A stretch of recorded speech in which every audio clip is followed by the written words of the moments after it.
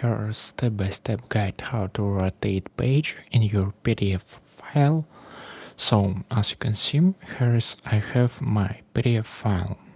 Let me open it. Let me rotate first page.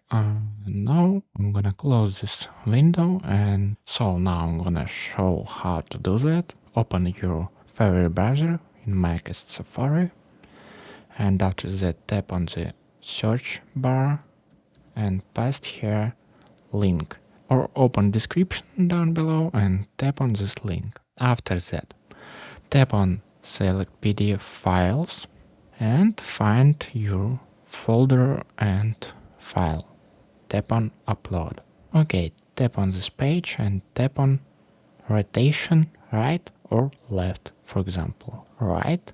Tap on rotate PDF button, and after that download will be start automatically. If not, tap on this button. Tap on downloads and open this file. As you can see, my PDF file is rotated. That's it. I hope it helps. You can watch this new video or this playlist about PDF.